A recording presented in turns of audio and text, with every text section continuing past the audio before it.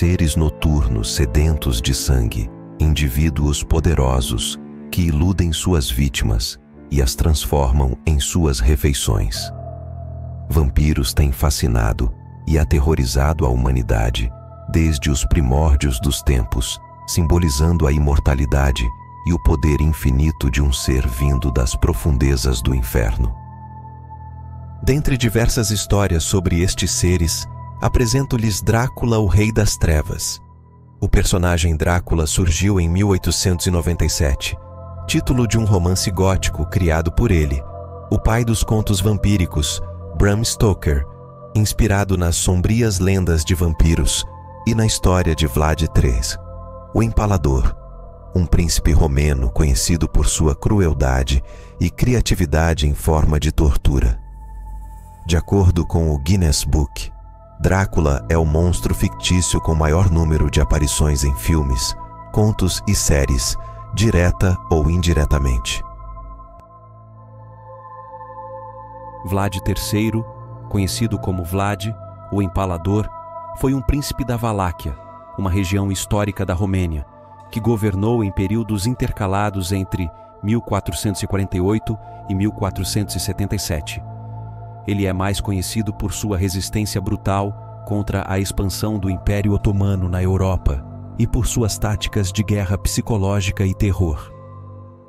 Ele era filho de Vlad II Dracul, que havia sido admitido na Ordem do Dragão, uma fraternidade de cavaleiros dedicada a defender o cristianismo e combater os otomanos. O nome Dracul significa dragão em romeno, mas também está associado à palavra diabo. Vlad III herdou o sobrenome Draculea, significando filho do dragão ou filho do diabo. Durante seu governo, Vlad ficou notório por sua punição implacável contra ladrões, traidores e invasores. Sua forma de execução favorita era o empalamento, uma técnica brutal que envolvia empalar a vítima em uma estaca de madeira e deixá-la morrer em agonia extrema. Estima-se que ele tenha matado entre 40.000 a 100.000 pessoas por meio dessa e outras formas de tortura. Vlad III não era um vampiro, mas sua associação com o mito do vampiro surgiu muito depois de sua morte, influenciada por seu legado de crueldade e pelos mitos locais sobre criaturas sobrenaturais. A ligação mais direta entre Vlad e os vampiros foi estabelecida pelo autor Bram Stoker no final do século XIX. Quando Stoker estava pesquisando para seu romance Drácula, ele se deparou com a história de Vlad III e ficou fascinado por seu apelido, o Empalador. Embora Stoker inicialmente tivesse pouca informação sobre Vlad, a inspiração para o nome e a reputação cruel de seu personagem veio dessa figura histórica. Stoker também utilizou a associação de Vlad com a região da Transilvânia, que, embora historicamente imprecisa, Vlad governou a Valáquia, contribuiu para o cenário gótico do romance. A figura de Vlad III como vampiro é um exemplo de como as figuras históricas podem ser transformadas em lendas e mitos. O Drácula de Stoker, um aristocrata imortal que se alimenta de sangue humano, é um símbolo duradouro da fusão entre história e folclore, encapsulando medos universais sobre a morte e o desconhecido. A imagem de Vlad como o Empalador também continua a ser uma parte importante da cultura romena, muitas vezes vista de maneira ambivalente. Para alguns, ele é um herói que defendeu seu povo contra opressores poderosos. Para outros, ele é um governante despótico cuja brutalidade foi excessiva, mesmo considerando os padrões da época. Essa mistura de admiração e horror, realidade e mito, continua a alimentar o fascínio por Vlad, o Empalador, e sua reinvenção literária como Drácula, o vampiro.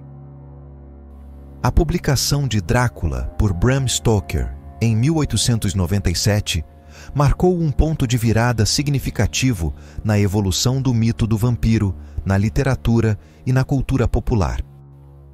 a representação de vampiros antes e depois de Stoker varia drasticamente, refletindo mudanças nas normas sociais, medos culturais e inovações literárias. Antes de Stoker, as histórias de vampiros eram frequentemente enraizadas no folclore e nas lendas locais, especialmente nas regiões da Europa Oriental. Esses vampiros eram geralmente criaturas mais primitivas e monstruosas, associadas a epidemias e doenças, e suas histórias eram usadas para explicar fenômenos naturais desconhecidos. O Vampiro, de John Polidori, 1819. Esta obra é considerada uma das primeiras ficções de vampiros na literatura inglesa moderna. Polidori retratou o vampiro como uma figura aristocrática sedutora, o Lord Ruthven, estabelecendo um modelo para o vampiro nobre que influenciaria Stoker. Obras de Sheridan Le Fanu. O conto Carmilla, de 1872 de Le Fanu, por exemplo, apresentava uma vampira feminina que seduzia suas vítimas, explorando temas de sexualidade e horror psicológico. Com Drácula, Stoker não apenas uniu muitos traços de suas precedências literárias e folclóricas, mas também adicionou camadas de complexidade ao personagem do vampiro e à sua narrativa. Drácula é tanto um nobre quanto um predador, um ente de grande complexidade moral e psicológica. Stoker utilizou uma variedade de técnicas narrativas, como diários, cartas e recortes de jornais, criando uma história mais imersiva e multifacetada. Drácula explora temas de modernidade versus tradição, sexualidade reprimida, medo da invasão estrangeira, refletindo as ansiedades da Inglaterra vitoriana e a conexão entre ciência e superstição. Além do impacto na literatura, a história de Drácula também impactou no cinema. Começando pelo filme Nosferatu, lançado em 1922, Drácula em 1931, Drácula de Bram Stoker de 1992 e Drácula Untold de 2014.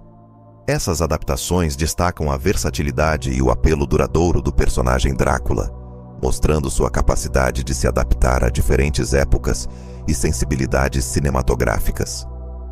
Drácula continua a ser um personagem fascinante e complexo, tanto vilão quanto às vezes figura trágica. A figura de Drácula e o mito do vampiro exploram e simbolizam vários aspectos da condição humana e interações sociais. Desejo da imortalidade.